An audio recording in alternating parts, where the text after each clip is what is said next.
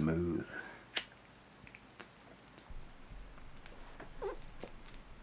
Yeah, I mean, this is a hopeful time. I mean, what a fascinating time. And we've been, when we started the podcast, there was a battle over sort of materialism and spirituality, and they were trying to debunk UFOs. And there was a big move with the materialists, the skeptics, and they've lost that fight now. What a fascinating time to be alive to talk about all this stuff.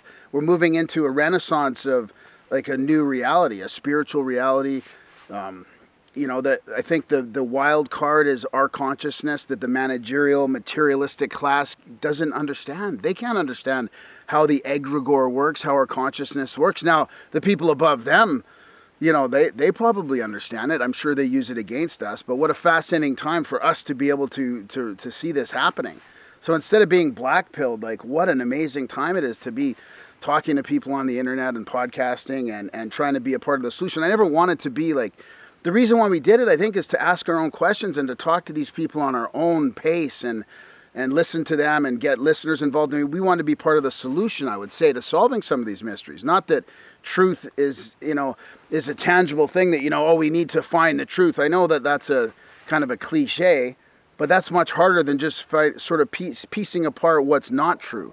Figuring out what's not true. Like, this is not true, but who knows what that truth is, but we're going to kind of make our way there as best we can. Yeah, I think the main thing that I learned from one of the main takeaway from the show, other than all that, I mean, the real secret that I learned along the way was probably that the secret isn't bullshit.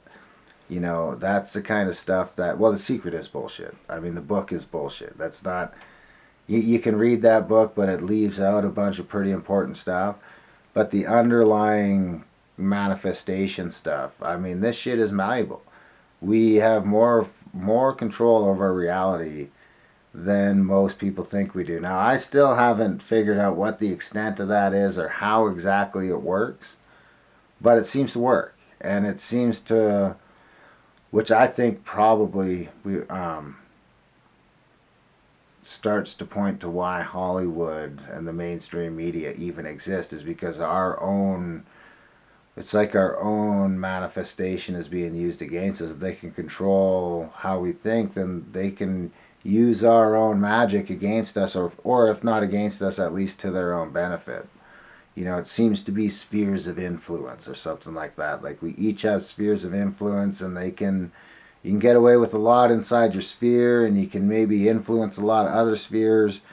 You can't fly because that would be too much. But I'm forming some sort of a model on how I'm trying to form a model on how this manifestation works. We have the power to manifest our reality in a lot of ways, right? Even though that's perception and it's subjective, but I feel like there's the new age, or not the new age, the new thought movement came out of like real occultism and ancient wisdom traditions, and there's something to it, even though it gets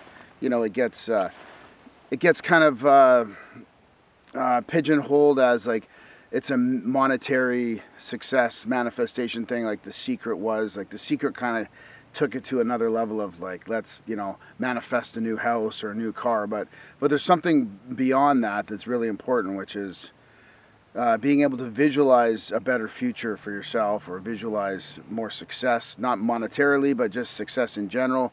Being able to build on little wins that you've had and stay positive and not fall into that negativity trap. I mean, the self-talk and the negativity trap. So, I mean, how important is that? And that comes back to like your thoughts or things back from ancient wisdom. Like, they've been talking about that for thousands of years.